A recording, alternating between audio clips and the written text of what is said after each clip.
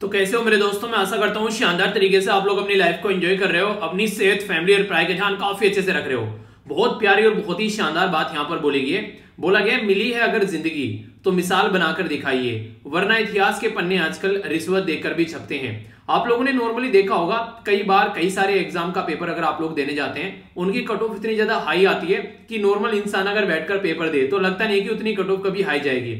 इसका मतलब ये कहीं ना कहीं घपला चल रहा है, कोई ना कोई कहीं पर कोई रिश्वत चल रही है। तो अगर कोई इंसान रिश्वत देकर अगर पास हो भी गया, आप लोग क्या लगता है वो इंसान कभी अपने गिरेबान में झांक पाएगा? जिस पोस्ट पर वो जाकर बैठेगा, आप लोग क्या लगता है वो कभी भी उस पोस्ट के साथ में जस्टिस कर पाएगा? क्या वो कभी भी अपने आप के साथ में शीशे के सामने खड़ा होकर आंखें मिला पाएगा? अगर ये सारी चीजें अगर आप लोग ध्यान से समझेंगे तो कभी भी कोई भी इंसान जो है वो चीटिंग करने के बारे में नहीं सोचेगा। बस एक ये फंडा हो गया किसी तरीके से एक जॉब ले ले, पर लेकिन जॉब लेने से जिंदगी खत्म नहीं होती है, वहां से जिंदगी स्टार्ट होती है। अब आगे आप लोग कभी भी अगर किसी भी पोस्ट पर जाएंगे उस जॉब को आगे लेते हुए, तो कहीं ना कहीं आप लोगों की नींव ही जो है वो इतनी खोखली है वहां पर कि कभी भी आप लोगों का आत्मविश्वास जो है वो आप लोगों का उस पर टिके नहीं पाएगा। हमेशा आप लोगों का आत्मविश्वास जो है वो आप लोगों को डगमगाता हुआ नजर आएगा। तो जिंदगी में अगर कुछ भी पाना है तो वो मेहनत करके पाना है। कभी भी शॉर्टकट को मत खोजिए। जिस इंसान ने कभी भी शॉर्टकट खोजे हैं वो इंसान हमेशा ऊपर से ही गिरा है, और या तो एक तरीके से फिर गिरने वाला ऐसी जगह गिरेगा जाकर कि फिर जिंदगी में कभी उठ भी नहीं पाएगा। तो हमेशा अपने ऊपर और अपनी मेहनत के ऊपर विश्वास रखिए। और देखिए जो भी एग्जाम की आप लोग तैयारी कर रहे हैं, एक बार को अगर जिंदगी में वो भी ना मिला ना, तो एपीजे अब्दुल कलाम सर वाली बात याद रखिए। अगर एयरफोर्स में पायलट बन जाते तो आगे चलकर तीनों जो फोर्स है उनके कमांडर चीफ ने बनते, यानी कि प्रेसिडेंट ऑफ इंडिया ने बनते। तो अगर आप लोगों की जिंदगी में कुछ भी ऐसा मुकाम आप लोगों को देखने को मिला है जो आप लोग अचीव करना चाहते थे वो अचीव नहीं कर पा रहे हैं, तो इसका मतलब यह है कि कुछ और शानदार आप लोग लाइफ में करने वाले हो। बस एक बात ध्यान रखिएगा कि अपने आप को रोकना नहीं है, हमेशा चलते रहना। गिरोगे तो उठिए, उठकर फिर से चलिए। बस ये पैटर्न बना लीजिए। जिंदगी में आप लोग ऐसी जगह पहुंचोगे जहां आपने किसी ने और ने भी विश्वास नहीं किया होगा कि हाँ ये इंसान कभी यहां पर पहुंचेगा, तो आप लोग वहां पर अपने आप को पाओगे। वैसे उल्टी बात बोल दी मैंने, मतलब किसी और ने आपने भी विश्वास नहीं किया होगा। ठीक है, बात ये बोलनी थी वैसे। कोई नहीं, मतलब समझ में आ गया ना, समझ में आना चाहिए। ओके, तो कहने का मतलब यार ये कि जिंदगी में हमेशा अपने आप को सही पैटर्न में लेकर चलिए और अपने आप को एक कॉन्फिडेंस, विश्वास में रखिए, तो सारी चीजें जो हैं वो आप लोगों को सही पैटर्न में चलती हुई नजर आएगी। शानदार डिस्कशन रहने वाला है, टकटकी लगाकर लेक्चर को देखिएगा, बहुत कुछ आप लोगों को जानने को मिलने वाला है। पहले एक बार बता देता हूं क्या क्या हम लोग डिस्कस करेंगे, यानी कि एक ओवरव्यू लेंगे यहाँ पर क्वेश्चन की हेल्प से, फिर हम लोग आगे बढ़ेंगे। बात करेंगे गुड गवर्नेंस डे के बारे में। गुड गवर्नेंस डे के साथ में यहाँ पर एक गुड गवर्नेंस इंडेक्स भी यहाँ पर प्रस्तुत किया जाता है। वो किसके द्वारा तैयार किया जाता है ये आप लोग को बताना है। इसी के साथ में इंडिया की जो रैंक है वो 49 थी यहाँ पर। ये पर्टिकुलर जिसको CGGI आप लोग बोलते हैं, 104 कंट्री में से। तो ये CGGI क्या है यहाँ पर, इसके बारे में भी डिटेल में बात करूंगा, क्योंकि डायरेक्ट क्वेश्चन एग्जाम में आप लोगों का बन जाता है। कभी भी एक पर्टिकुलर इंडेक्स के बारे में पूछ लेते हैं तो इसके बारे में आप लोगों को पता होना चाहिए। ब्यूरो ऑफ एनर्जी एफिशिएंसी के बारे में अगर बात करें हमारी कंट्री में, तो इसके द्वारा लॉन्च किया गया सर्टिफिकेशन। ठीक है, तो सर्टिफिकेशन कोर्स यहाँ पर लॉन्च किया गया। यहाँ पर बेसिकली होम एनर्जी ऑडिट के बारे में बात की जा रही है, और नेशनल एनर्जी कंजर्वेशन जो वीक भी सेलिब्रेट करने की बात यहाँ पर की जा रही है। आप लोगों को ये बताना है नेशनल एनर्जी कंजर्वेशन जो वीक है ये कब से कब तक यहाँ पर सेलिब्रेट किया जाता है। दूसरा नेक्स्ट क्वेश्चन आप लोगों को यहाँ पर देखने को मिलेगा इसी से रिलेटेड। इसमें बात की जा रही है BEE, यानी कि ब्यूरो ऑफ एनर्जी एफिशिएंसी जो है ये स्टेब्लिश की गई थी एनर्जी कंजर्वेशन एक्ट, यानी कि एक स्टैट्यूटरी बॉडी है। इस एक्ट के थ्रू इसको बनाया गया था। आप लोगों को ये बताना है किस मिनिस्ट्री के अंडर में यहाँ पर ये आती है। NCRPB ये क्या है, इसके बारे में डिटेल में बात करूंगा। NCR के बारे में बात करेंगे। अगर मैं आप लोगों से पूछ लूं यहाँ पर कि NCR के अंदर टोटल कितने स्टेट के डिस्ट्रिक्ट आते हैं, तो आप लोग बताइए, देखता हूं कौन बताते हैं। अभी एक प्लान लाने की बात की जा रही है जिसको बोला गया ड्राफ्ट रीजनल प्लान 2041। ठीक है, तो इसके हिसाब से चले तो NCR जो है यहाँ पर वो काफी एक ऐसा एरिया है जिसको अभी रिड्यूस करने की बात की जा रही है ताकि एक डेवलपमेंट का काम ढंग से चल सके। तो इसके बारे में हम लोग जानेंगे। पंडित मदन मोहन मालवीय जी के बारे में आप लोगों ने सुना होगा। इनको महामाना के नाम से भी जानते थे। इनका नाम ये किसने पुकारा था, यानी किसके द्वारा इनका ये नाम रखा गया था। इसी के साथ में सेकंड प्रेसिडेंट ऑफ इंडिया के द्वारा इनको करम योगी के नाम भी पुकारा गया था, यानी कि करम योगी का नाम हमारी कंट्री के सेकंड प्रेसिडेंट के द्वारा दिया गया था। तो सेकंड प्रेसिडेंट कौन थे, हमारी कंट्री के दूसरे राष्ट्रपति कौन थे, ये आप लोग को बताना है। आगे चलते हैं, यहाँ पर बात की जा रही है कांग्रेस के चीफ के बारे में। यहाँ पर 1933 में यहाँ पर ये बेसिकली इलेक्ट किए गए। यहाँ पर जैसे कि यहाँ पर मदन मोहन मालवीय जी जब इलेक्ट किए गए कांग्रेस के चीफ, तो यहाँ पर उस टाइम पर यहाँ पर इनको गिरफ्तार कर लिया गया। ठीक है, तो फिर यहाँ पर इनकी जगह किसी और को बैठाया गया था इस पोस्ट पर। ये क्वेश्चन एग्जाम में कई बार पूछे जा चुके हैं। अगर आप लोगों ने पुराने क्वेश्चन पेपर देखे होंगे तो ऐसे क्वेश्चन कई बार बन जाते हैं। ठीक है, तो इसके बारे में आप लोगों को पता होना चाहिए। तो यहाँ पर एक और इंपॉर्टेंट क्वेश्चन आप लोगों का बन जाता है जब यहाँ पर बात करते हैं भीमराव अंबेडकर जी और इसी के साथ में महात्मा गांधी जी के बीच में जब पैक्ट साइन किया गया था, तो उस पैक्ट के टाइम पर महात्मा गांधी जी जो थे वो एक तरीके से उन्हीं के एक तरीके फास्ट पर चले गए थे कि एक तरीके से जब तक यहाँ पर भीमराव अंबेडकर जी नहीं मानेंगे तब तक वो आमरण अनशन पर चले गए थे। जब यहाँ पर भीमराव अंबेडकर जी माने तब तक उनकी हालत इतनी खस्ता हो गई थी कि वो साइन करने के लायक भी नहीं बचे थे। तो उस टाइम पर साइन भी जो किया गया था वो मदन मोहन मालवीय जी के द्वारा ही किया गया था उस पर्टिकुलर एग्रीमेंट के ऊपर। ठीक है, वो एग्रीमेंट कौन सा था ये आप लोग बताइए। सारी बातें मैंने बता दी, अब तो पता चली गया होगा आप लोग को। इन्हीं के द्वारा बनारस हिंदू जो यूनिवर्सिटी है 1916 में बनाई गई थी। एंटी डंपिंग ड्यूटी के बारे में बात करूंगा, ये क्या होता है, क्या क्या कंडीशन देखने को मिलती है, आप लोगों को ये बताना है किसके द्वारा ये परमिट की जाती है, तो ये आप लोगों को यहाँ पर बताना है। तो डिस्कशन काफी शानदार रहेगा। फिर लेक्चर के एंड में आप लोगों को जो लास्ट डे का क्विज भी बताऊंगा, इनकी एक रिवीजन भी करेंगे थोड़ा सा, तो एक रिवीजन का सेशन भी आप लोगों को देखने को मिलेगा। रिवीजन जरूर करा करो यार, 24 घंटे के अंदर अगर कोई चीज आप लोग पढ़ते हो और उसे रिवाइज कर लेते हो तो यार जिंदगी में कभी उसको भूलोगे नहीं। तो इस तरीके से आप लोग चीजों को समझ सकते हैं। ठीक है, तो आइए आगे बढ़ते हैं। सबसे पहले जो मैं आप लोगों से आर्टिकल डिस्कस करने वाला हूं वो एक काफी शानदार और काफी इंटरेस्टिंग आर्टिकल है। ध्यान से सुनिएगा, काफी सारी चीजें आप लोगों को जानने को मिलेगी और एक कॉन्सेप्ट बताऊंगा आराम से, ताकि आप लोग एक एक पॉइंट माइंड में क्लियर करके चल सके। बात करेंगे यहाँ पर इकोनॉमी के डेवलपमेंट के बारे में और यहाँ पर हम लोग बात करेंगे एंटी डंपिंग ड्यूटी के बारे में। देखिए अभी हुआ क्या है, पहले आप लोग मुद्दा समझ लीजिए। हुआ यह है कि हमारे देश के द्वारा चाइना के 5 प्रोडक्ट के ऊपर एंटी डंपिंग ड्यूटी लगा दी है और ये जो एंटी डंपिंग ड्यूटी है ये लगभग आप लोगों को देखने को मिलेगा 5 साल के लिए लगा दी गई है। अब 5 साल के लिए यहाँ पर ये ड्यूटी लगाई गई है, तो क्या अब यहाँ पर इंडिया और चाइना के बीच में एक ट्रेड वॉर चलेगी? क्या यहाँ पर इंडिया ने उनके प्रोडक्ट पर एंटी डंपिंग ड्यूटी लगा दी? क्या यहाँ पर चाइना भी अब हमारे प्रोडक्ट पर एंटी डंपिंग ड्यूटी लगाएगा? पहली इंपॉर्टेंट बात। दूसरी इंपॉर्टेंट बात यहाँ पर यह है कि आगे अब यहाँ पर ये एंटी डंपिंग ड्यूटी अगर लगा दी है तो कौन इसको यहाँ पर लगाता है? अगर एक बार लगा दी है तो कितने लंबे समय तक इसको लगाया जा सकता है? अगर यहाँ पर 5 साल के लिए लगा दी गई तो क्या आगे भी इसको एक्सटेंड किया जा सकता है? ये भी क्वेश्चन आप लोगों के माइंड में आने चाहिए। जब एंटी डंपिंग ड्यूटी यहाँ पर लगा दी है तो वर्ल्ड ट्रेड ऑर्गेनाइजेशन जो कि यहाँ पर ऑल ओवर दुनिया में कैसे व्यापार चलता है वो इसको देखता है। अब वर्ल्ड ट्रेड ऑर्गेनाइजेशन इसके बारे में क्या बोलेगा कि भाई साहब इंडिया ने एंटी डंपिंग ड्यूटी लगा दी, तो अब यहाँ पर क्या मुद्दा होना चाहिए? तो ये भी आप लोगों के माइंड में क्वेश्चन यहाँ पर आना चाहिए। अगर एंटी डंपिंग ड्यूटी न लगाई जाए तो उसका क्या दुष्प्रभाव पड़ सकता है और एंटी डंपिंग ड्यूटी लगाने के बाद में क्या रिजल्ट निकल कर आता है, ये क्वेश्चन आप लोगों के माइंड में आना चाहिए। इसी के साथ में सनसेट क्लोज क्या होती है, ये भी इसी से रिलेटेड है, उसके बारे में हम लोग समझेंगे। और इसी के साथ में काउंटर वेलिंग ड्यूटी क्या होती है वो भी हम लोग समझेंगे। यानी कहने का मतलब ये है कि मैं पूरा का पूरा जो डिस्कशन है वो आप लोगों को इतने आसान शब्दों में समझाऊंगा कि कभी भी आप लोग यहाँ पर इसको भूलोगे नहीं। ठीक है, आप लोग हमेशा इसको याद रखोगे और सारी चीजें आप लोगों के माइंड में हमेशा क्रिस्टल क्लियर रहेंगी। पहले तो आप लोग ये समझिए कि एंटी डंपिंग ड्यूटी के बारे में जो हम लोगों ने बात की वो लगाया किसके द्वारा गया है। ये यहाँ पर directorate general of trade remedies, जिसको डीजीटीआर आप लोग बोलते हैं, तो डीजीटीआर के द्वारा यहाँ पर ये इंपोज की गई है एंटी डंपिंग ड्यूटी चाइना के 5 प्रोडक्ट के ऊपर। तो यहाँ पर एल्यूमिनियम के सामान है, कुछ तो केमिकल्स वगैरह हैं, तो कुछ ऐसी चीजें आप लोगों को देखने को मिलेगी। अब यहाँ पर मैं आप लोगों को लेकर चलता हूँ इस पर्टिकुलर स्लाइड के ऊपर और पूरा आर्टिकल जो है मैं आप लोगों को यहाँ पर समझाने वाला हूँ। अब यहाँ पर हमारी कंट्री के द्वारा चाइना के एक प्रोडक्ट पर एंटी डंपिंग ड्यूटी लगा दी 5 साल के लिए, ये है बेसिकली न्यूज। अब इसका कॉन्सेप्ट क्या है वो आप लोग समझिए। अगर मान लीजिए चाइना के अंदर से कोई पर्टिकुलर मोबाइल आप लोग लेकर आते हैं और वो मोबाइल जो है वो चाइना के अंदर बेचा जा रहा है बेसिकली 10,000 रुपए का, और वही प्रोडक्ट जो है चाइना हमारे यहाँ पर आकर बेचने लगा 5,000 रुपए का, तो इसका मतलब यहाँ पर ये हो गया कि चाइना जो है वो उस प्रोडक्ट की जो लागत है वो भी यहाँ पर निकाल नहीं रहा है। यानी कि एक तरीके से उसकी कंट्री का जो माल है वो हमारी कंट्री में लाकर इतने सस्ते में बेच रहा है कि इतने में तो अपनी कंट्री में भी नहीं बेच रहा था, इतने सस्ते में उसने हमारी कंट्री में लाकर इसको बेच दिया। तो बेचना थोड़ी हो गया, ये तो डंप हो गया। वो नहीं कहते सामान फालतू का पड़ा है जाकर इसको डस्टबिन में डाल दो, उसको डंप कर दो। तो ये इस तरीके की यहाँ पर इसको इसलिए यहाँ पर डंप करना बोल गए। तो इससे नुकसान क्या होता है और दूसरी कंट्री को फायदा क्या होता है? अब हमारी कंट्री को पहले नुकसान पहुंची, इससे क्या होगा? हमारी कंट्री में जो हमारी कंट्री की जो लोकल कंपनी है उनमें क्या होगा, उनमें कोई भी प्रोडक्ट जो है वो इतना सस्ता नहीं होगा। क्यों? क्योंकि इन्होंने तो आधा प्राइस कर दिए, तो फायदे नुकसान के बारे में बात ही नहीं कर रहे। ये तो हमारी मार्केट को डिस्ट्रॉय करने की कोशिश कर रहे हैं कि हमारी लोकल जो भी मैन्युफैक्चरिंग कंपनी है उनकी सबकी कमर टूट जाए, क्योंकि इतना सस्ता कोई बेच ही नहीं सकता है। तो यहाँ पर ये क्या कर रहे हैं, हमारी कंट्री की जो मार्केट है उसको डिस्ट्रॉय करने की कोशिश कर रहे हैं। पहली इंपॉर्टेंट बात तो आप लोग यहाँ पर ये देखने को मिलेगी। तो अगर यहाँ पर हमारी कंट्री में यहाँ पर ऐसी हरकतें करेंगे तो क्या होगा? कल को ऐसा होगा जब हमारी कंट्री की सारी कंपनी जो है उनकी कमर टूट जाएगी, फिर चाइना जो है वो अपना माल जो है वो प्रॉपर वे में यहाँ पर बेचेगा और अपने मनमाने प्राइस पर बेचेगा।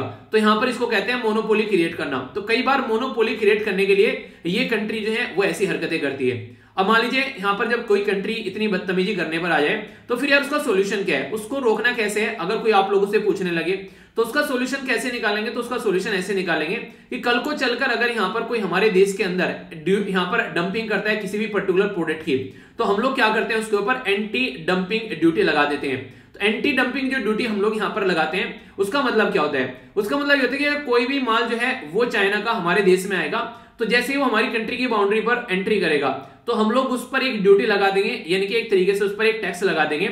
और वो टैक्स इतना होगा कि ताकि वो प्रोडक्ट जो है हमारी कंट्री की मार्केट में एक कंपटीशन में बना रहे, ऐसा ना हो कि वो बहुत ज्यादा सस्ता हो जाए। यानी कि अगर चाइना ने यहाँ पर 5,000 रुपए सस्ता बेचा, तो हम लोग क्या करेंगे, इस पर 5,000 रुपए और यहाँ पर हम लोग इस पर क्या कर देंगे, टैक्स लगा देंगे। अब वो 5,000 रुपए हम लोग यहाँ पर टैक्स वसूल करेंगे और फिर यहाँ पर ये प्रोडक्ट जो है ये हमारी मार्केट के अंदर भी 10,000 का हो जाएगा। तो ये होती है बेसिकली एंटी डंपिंग ड्यूटी, कि वो प्रोडक्ट जो है हमारी कंट्री की मार्केट में कंपटीशन में बना रहे, ये नहीं कि सारे कंपटीशन को खराब कर दे और अपने फायदे के बारे में बात करें। तो इस चीज को संभालने के लिए एंटी डंपिंग ड्यूटी हमारी कंट्री में लगाई जाती है। और जो कस्टम डिपार्टमेंट होता है यहाँ पर जब भी कोई एंट्री करता है हमारे देश के अंदर में, तो ये पूरी रेस्पॉन्सिबिलिटी, पूरी जो जिम्मेदारी होती है ये कस्टम डिपार्टमेंट के ऊपर आप लोग को देखने को मिलेगी। वो यहाँ पर इस एंटी डंपिंग ड्यूटी को बेसिकली संभालता है। तो ये तो हो गया एक इंपॉर्टेंट मुद्दा जो मैंने आप लोगों से बात कर ली एंटी डंपिंग ड्यूटी के बारे में। इसके साथ में एक और कॉन्सेप्ट मैं आप लोगों को बताऊंगा, वो कॉन्सेप्ट भी समझना पड़ेगा आप लोगों को, थोड़ा सा ध्यान से सुनिएगा। कोई ज्यादा बड़ी तोप नहीं है कि आप लोगों की समझ में नहीं आएगा, समझ में आराम से आ जाएगा, बस दिमाग को शांत रख के सुनना है आप लोगों को। अब यहाँ पर मान लीजिए कल को ये इस तरीके की हरकतें चाइना को समझ में आ गई कि यार ये तो चाइना ऐसी, मतलब इंडिया जो है उस पर एंटी डंपिंग ड्यूटी लगा देगा।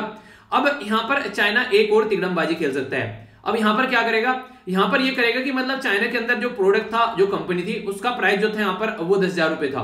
अब चाइना ने क्या किया, ये जो प्रोडक्ट है इसका प्राइस जो है वो 10,000 रुपए है। तो चाइना ये बोलेगा इस कंपनी को कि ये जो प्रोडक्ट है जिसका प्राइस यहाँ पर 10,000 रुपए है, तो तुम्हें क्या करना है, ये प्रोडक्ट जो है अपनी खुद की ही मार्केट में 5,000 रुपए में बेचना है। कंपनी बोलेगी तुम्हारा दिमाग खराब हो गया क्या, 5,000 रुपए में क्यों बेचूं, मेरा तो नुकसान हो जाएगा। अब चाइना की गवर्नमेंट बोलेगी अरे तू समझ नहीं रहा यार, अगर तू इसको 5,000 रुपए का बेचेगा यहाँ पर, बाकी का 5,000 रुपए तुझे नुकसान होगा, तो जो 5,000 रुपए तुझे नुकसान होगा वो 5,000 रुपए की भरपाई मैं तेरी करूंगा। ठीक है, तो चाइना की गवर्नमेंट ये बोलती है।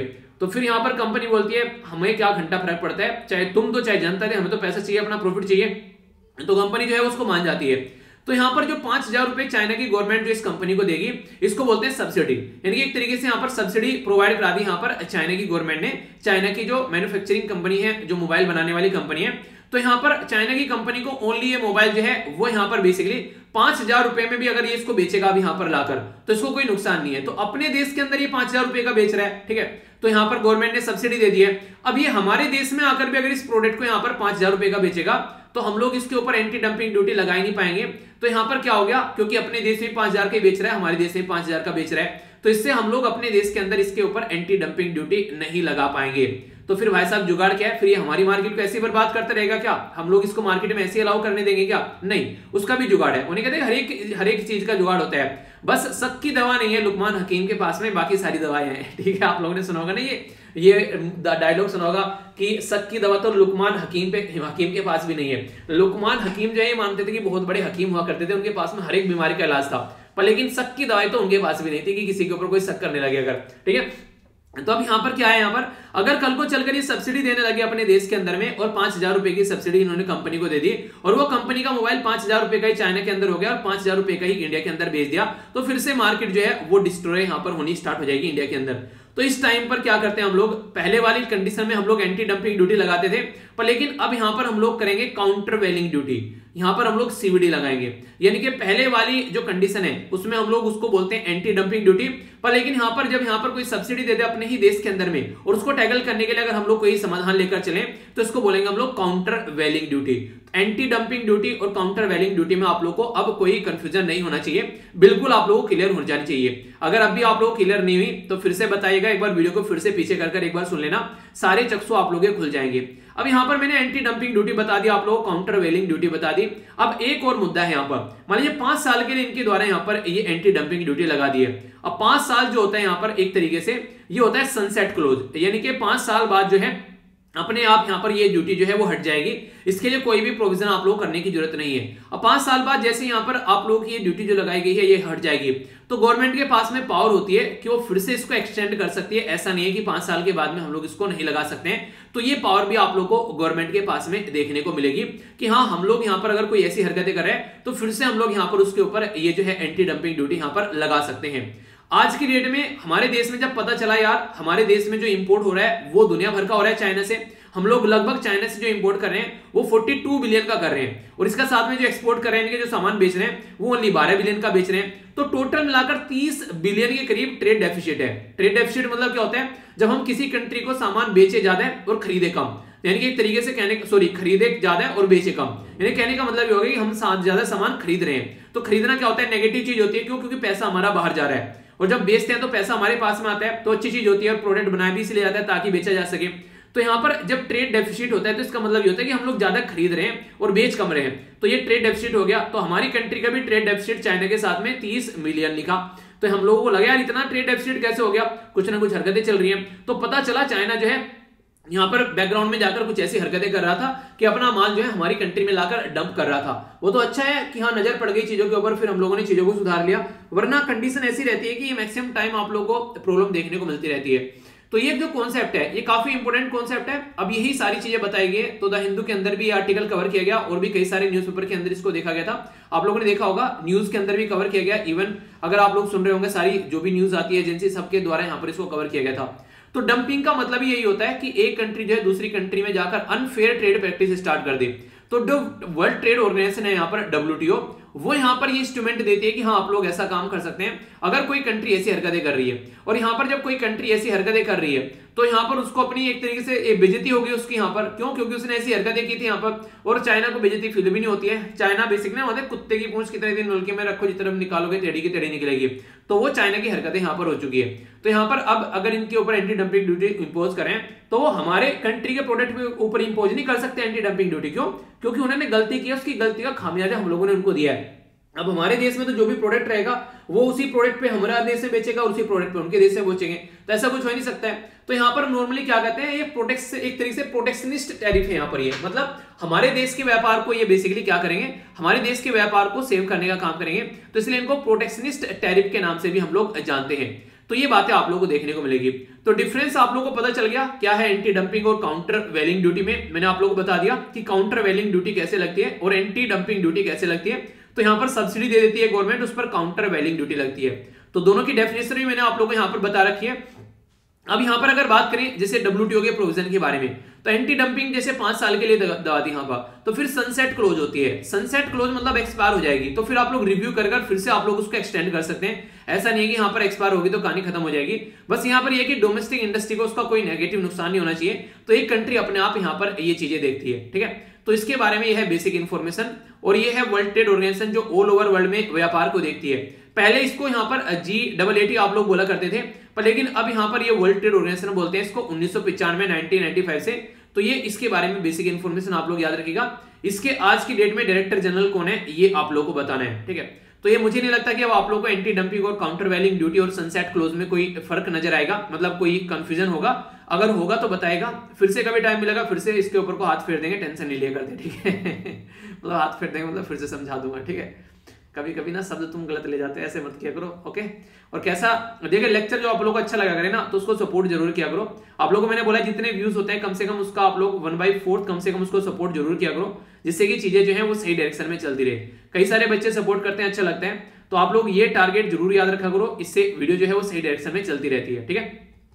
आगे चलते हैं, जो नेक्स्ट वाला ये टॉपिक है ये भी काफी डिटेल में मैं डिस्कस करूंगा, और इसके साथ में 2 कॉन्सेप्ट आप लोगों को बताता हुआ चलूंगा, यानी कि 2 इंडेक्स हम लोग कवर करेंगे यहाँ पर। एक तो इंडेक्स बेसिकली आर्टिकल का है और एक इंडेक्स बेसिकली मेरा मन अच्छा था, मेरा मूड अच्छा था, तो मैंने सोचा एक कॉन्सेप्ट आप लोगों को और बता देता हूँ, ठीक है। तो ये इससे अलग ही है, इंडिपेंडेंट है, आर्टिकल के अंदर नहीं देखने को मिलेगा आप लोगों को।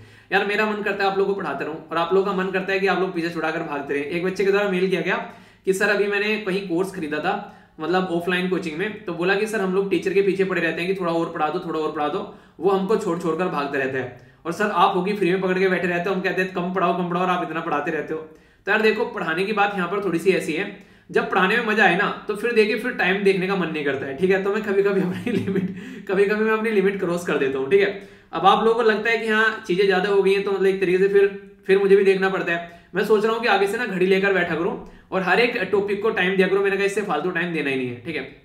अगर आप लोगों को चिंता इतनी होती है, देखिए अगर कोई भी टॉपिक अगर लंबा खिंचता है ना, ठीक है, उसमें सबसे ज्यादा दिक्कत मुझे होती है। जैसे टॉपिक बन गया, वीडियो बन गई, वीडियो को डिकोड करने में दिक्कत होगी, ठीक है, डिकोड करने में टाइम लगेगा, बनाने में टाइम लगेगा, फिर उसको अपलोड करने में दुनिया भर का टाइम लगेगा क्योंकि साइज बहुत ज्यादा बड़ा हो जाता है। तो दिक्कतें तो सारी मुझे होनी चाहिए। आप लोग क्या करना है, आप लोग तो बैठकर वीडियो देखनी और कुछ करना भी नहीं है। जो वीडियो आप लोग के सामने आती है 4 से 5 घंटे की, वो आप लोग 1 घंटे की अगर वीडियो बन गई है उसको भी आप लोग आधे घंटे में निपटा देते हैं 2x की स्पीड कर कई सारे लोग। तो आधे घंटे की भी आप लोगों को मतलब दिक्कतें देखने को मिल रही है। चलिए जो भी है, अगर आप लोगों को पढ़ाई में ही टाइम बचाना है, और भी दुनिया भर की जगह ऐसे होंगे जहां पर आप लोग टाइम बर्बाद करते होंगे, पर पढ़ाई में बिल्कुल सटीक टाइम देना है, ये मुझे बड़ा अच्छा लगता है। ऐसा लगता है कितने टाइम के पंक्चुअल हैं ये लोग, मतलब पढ़ाई में टाइम बचाना है, बाकी का मूवी देखने बैठ गए, फेसबुक खोल लिया, व्हाट्सएप चलाने बैठ गए, किसी के साथ में गप्पे फेंकने बैठ गए, दुनिया भर का टाइम इधर का उधर चला जाएगा, पता भी नहीं चलेगा।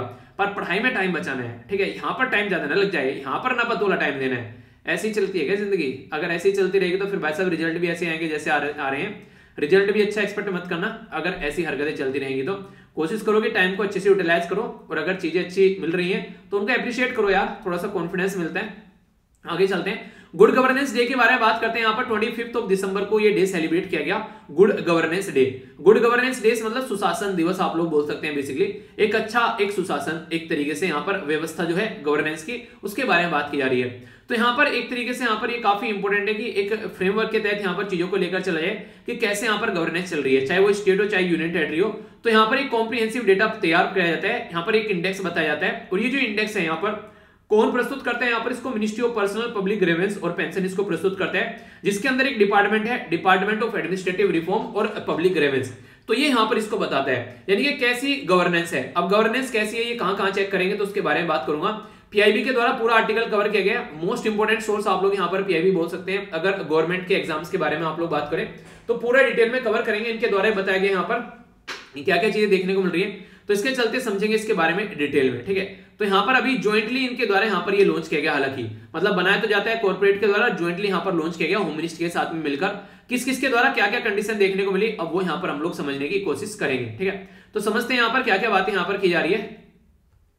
कंफ्यूज मत होना, मिनिस्ट्री ऑफ पर्सनल और पब्लिक ग्रीवेंस है यहाँ पर, ठीक है, जो पब्लिश करने वाली है इसको, ठीक है, यानी कि जो एक तरह से बनाने वाली है। यहाँ पर देखते हैं मिनिस्ट्री ऑफ पर्सनल पब्लिक और गवर्नेंस है यहाँ पर जो इसको बनाने वाली है, और पब्लिश जो किया गया यहाँ पर वो पब्लिश किया गया यहाँ पर ये होम मिनिस्ट्री और इसी के साथ में यहाँ पर मिनिस्ट्री ऑफ कॉर्पोरेट अफेयर के द्वारा। तो ये कंफ्यूजन मत हो जाना इसको लेकर आप लोग, ठीक है, फिर बोलोगे सर ये क्या हो गया, हुआ कुछ नहीं है, सब चीजें सही है, टेंशन नहीं लिया करते, ठीक है। अब बात करते हैं यहाँ पर ये जो इंडेक्स है यहाँ पर जिसके बारे में आप लोगों से बात की, ये यहाँ पर बताते हैं कैसा कैसा यहाँ पर किस किस का कैसा कैसा प्रक्रिया चल रही है। तो central government, state government, union territory जो है उनके गवर्नेंस के बारे में बात करते हैं। ऐसा ही एक इंडेक्स है जिसको यहाँ पर बोलते हैं चैंडलर गुड गवर्नेंस इंडेक्स, ठीक है। तो चैंडलर गुड गवर्नेंस जो इंडेक्स है इसके बारे में आप लोग याद रख सकते हैं, CGGI इसको बोलते हैं। तो यहाँ पर गुड गवर्नेंस इंडेक्स तो मैं आप लोगों को बताऊंगा, इसके साथ में जो यहाँ पर चैंडलर गुड गवर्नमेंट इंडेक्स भी आप लोगों को बता देता हूं ताकि कोई कंफ्यूजन आप लोगों को देखने को नहीं मिले, ठीक है। तो यहाँ पर आप लोग देखते हैं इंडिया के द्वारा यहाँ पर अभी अगर बात करेंगे 49th पोजीशन देखने को मिली। अगर बात करें 104 नेशन के अंदर आप लोग जाकर देखोगे यहाँ पर चैंडलर गुड गवर्नेंस इंडेक्स के अंदर में टॉप पर कौन था? यहाँ पर टॉप पर था यहाँ पर फिनलैंड। तो आइए तो आप लोगों को फिनलैंड लेकर चलता हूं। सबसे पहले आप लोगों को यहाँ पर उस पर्टिकुलर कंट्री के बारे में बात करते हैं जिसका गवर्नेंस जो है वो सबसे शानदार है। तो ये जो इंडेक्स है इसमें सबसे शानदार गवर्नेंस आप लोगों को देखने को मिलेगा फिनलैंड का, यानी कि इसकी रैंक है 1, ठीक है। और रैंक 2 पर कौन है? यहाँ पर रैंक 2 पर है स्विट्जरलैंड। तो स्विट्जरलैंड भी काफी प्यारी कंट्री है और रैंक 2 भी काफी प्यारी है, अगर आप लोग देख पाओ यहाँ पर, मतलब कम नहीं है रैंक 2 भी, पहले ने टॉप कर दिया चलो सही है, पर रैंक 2 भी जो है अच्छी है, ठीक है। रैंक 3 पर सिंगापुर देखने को मिलेगा, रैंक 4 पर नीदरलैंड और रैंक 5 पर आप लोगों को डेनमार्क नजर आएगा। पर लेकिन अगर हम लोग बात करें अपनी रैंक की तो भाई साहब वो देखते हैं हमारी रैंक है यहाँ पर 49, ठीक है। तो ये थोड़ा सोचने वाला मुद्दा है। कहीं ना कहीं अगर बात करें टोटल 104 कंट्री में लगभग मिड में बैठे हुए हैं हम लोग, यानी कि मतलब अगर बात करें तो नॉर्मली देखा जाए तो अगर बात करें तो यहाँ पर 52 एक तरीके से 52 के आसपास में हम लोग 49 देखने को मिल रहे हैं, तो आधे में हम लोग लटके हुए हैं। तो ज्यादा अच्छी गवर्नेंस नहीं है अगर यहाँ पर इस इंडेक्स के हिसाब से हम लोग बात करें। अब आप लोग ये बोलेंगे यार ये इंडेक्स मतलब बनाया कैसे जाता है, पहले तो बताओ फिर देखेंगे हम लोग कि हमारा हिसाब सही है या फिर गलत है। चलिए उसके बारे में बात कर लेते हैं। ये जो इंडेक्स है टोटल मिलाकर यार 7 पिलर देखता है। पिलर मतलब जोन से एरिया को जाकर ये चेक करता है, अच्छा इस एरिया को देखेंगे एरिया कैसा है यहाँ पर, ठीक है। तो सबसे पहला एरिया इसका रहता है कि लीडरशिप क्वालिटी कैसी है, लीडरशिप क्वालिटी और फोरसाइट कैसी है उसको देखता है। कैसा यहाँ पर इंस्टीट्यूशन है, यहाँ पर जो भी यहाँ पर हमारी जो इंस्टीट्यूशन है अलग अलग जो भी गवर्नमेंट के वो कैसा काम कर रहे हैं, रूल और रेगुलेशन की कैसी व्यवस्था है यहाँ पर, इसी के साथ में अट्रैक्टिव मार्केट प्लेस है कि नहीं है यहाँ पर, इसी के साथ में फाइनेंशियल जो यहाँ पर स्टोवर्ड कैसा है, तो यहाँ पर स्टोवर्डशिप कैसा है फाइनेंशियल मैटर में अगर आप लोग बात करें। देखिए होता क्या है अगर कोई भी गवर्नेंस के बारे में आप लोग बात करेंगे ना, आप लोग बिल्कुल ऐसे सोच कर देखिए, मान लीजिए आप लोग घर के अंदर रहते हैं, ठीक है, तो घर के अंदर घर का व्यवस्था कैसे चलती है। एक इंसान ऐसा है जो कि घर चलाता है पूरा, ठीक है, मतलब एक तरीके से घर में क्या सब्जी बननी है, रोटी बननी है, क्या आटा आना है, क्या दाल आनी है, इसी के साथ में दूध आना है, ब्रेड आना है, और भी सारा सामान आना है। बच्चों की एजुकेशन के बारे में बात करेंगे, हेल्थ के बारे में बात करेंगे, कोई खेती बाड़ी चल रही है, बाहर कोई बिजनेस चल रहा है, ठीक है, इसी के साथ में मतलब पूरा एक मैनेजमेंट पूरा देखना पड़ता है। तो ऐसे ही यहाँ पर पूरा देश चलाना है यार, वो भी तो ऐसे ही चलाना है जैसे घर चल रहा है, ठीक है। आप लोगों ने प्राइम मिनिस्टर मोदी साहब का एक बार लेक्चर भी सुना होगा, लेक्चर क्या मतलब, लेक्चर बोल रहा हूँ स्पीच सुनी होगी, टीचर बना दिया उनको भी मैंने ठीक है। तो स्पीच आप लोगों ने सुनी होगी, उस स्पीच में उनके द्वारा बोला भी गया है कई बार, अगर आप लोग बात करें कि हमारी जो मम्मियां होती है ना, वो एक तरीके से फाइनेंस मिनिस्टर के तरीके से काम करती हैं, यानी कि घर में देखो सारी चीजें किस तरीके से मैनेज की जाती है, तो वो वाला फंडा आप लोगों को यहाँ पर देखने को मिलेगा। तो इस तरीके से यहाँ पर किस तरीके की हेल्प हो रही है लोगों को, और ग्लोबल इन्फ्लुएंस कैसा है, रेपुटेशन कैसी है, तो सारी चीजें चेक की जाती है इस जो चैडलर जो यहाँ पर ये पर्टिकुलर जो इंडेक्स है।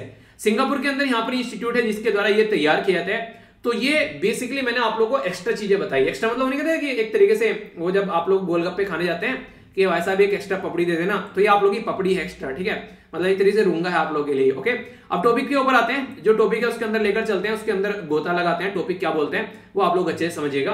टॉपिक यहाँ पर ये बोलते हैं आज की डेट में टोटल मिलाकर 10 सेक्टर है और 58 इंडिकेटर है, यानी कि जो यहाँ पर ये चैडलर है ना, चैडलर तो बच्चा है, इसके सामने इतने सारे एरिया कवर कर रहा है, इसके हिसाब से अगर आप लोग बात करेंगे तो गुड गवर्नेंस जो इंडेक्स है हमारे देश का, ये एग्रीकल्चर और अलाइड सेक्टर को यहाँ पर साथ में लेकर चलते हैं, यानी कि एग्रीकल्चर के साथ में और भी जो दूसरे सेक्टर हैं उनको भी काउंट करते हैं, यानी ये फल फूल हो गया, ये फल फूल पेड़ पौधे पत्ते सब्जी वगैरह उनको भी यहाँ पर काउंट करके चलते हैं। कॉमर्स और इंडस्ट्री के बारे में बात करते हैं। ह्यूमन रिसोर्स डेवलपमेंट, ये काफी इंपॉर्टेंट है, ह्यूमन और रिसोर्स और डेवलपमेंट, यानी कि एक तरीके से इंसानों के बारे में बात की जा रही है, उनके ऊपर कितना आप लोग खर्च कर रहे हैं, उनकी हेल्थ के ऊपर कितना खर्च कर रहे हैं, उनकी एजुकेशन के ऊपर कितना खर्च कर रहे हैं, कैसे आप लोग उनको सही तरीके से लेकर चल रहे हैं। पब्लिक हेल्थ को अलग से काउंट कर रहे हैं, पब्लिक इंफ्रास्ट्रक्चर कैसी है, हॉस्पिटल्स वगैरह वो सब चीजें यहाँ पर कैसी है, यूटिलिटी सर्विस सारी कैसी है, घर में पानी वगैरह सब चीजें सही पहुंच रही है कि नहीं पहुंच रही है, इकोनॉमिक गवर्नेंस कैसी है देश के अंदर में, सोशल वेलफेयर डेवलपमेंट कैसे चल रहे हैं, जुडिशरी को भी काउंट कर रहे हैं यहाँ पर, और पब्लिक सिक्योरिटी को भी काउंट कर रहे हैं कि हमारे देश में इन्वायरमेंट कैसा है, और सिटीजन सेंट्रिक गवर्नेंस कैसी है,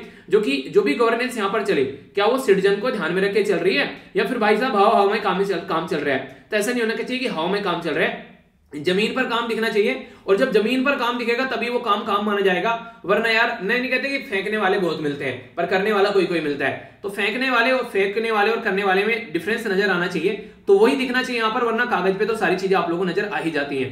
अब अगर बात करें यहाँ पर GGI यानी कि जो गुड गवर्नेंस ये इंडेक्स है, इसके फ्रेमवर्क के बारे में अगर बात करते हैं तो एक कॉम्प्रिहेंसिव पिक्चर बताता है, कॉम्प्रिहेंसिव मतलब चहुमुखी विकास एक तरीके से आप लोगों को ये दिखाता है। तो अभी 2021 में 20 राज्य को यहाँ पर कवर किया गया, तो उसमें देखने को मिला 20 राज्य जो है उन्होंने इंप्रूव किया यहाँ पर सिचुएशन को, ठीक है, यानी कि एक अच्छे लेवल पर इंप्रूव होते हुए यहाँ पर नजर आए, और एक तरीके से यहाँ पर ये जो एक्सरसाइज है यहाँ पर जब इंप्रूव होता नजर आता है तो उसको लास्ट ईयर के कंपेयर में देखते हैं कि यहाँ पर कितना वो बड़ा है।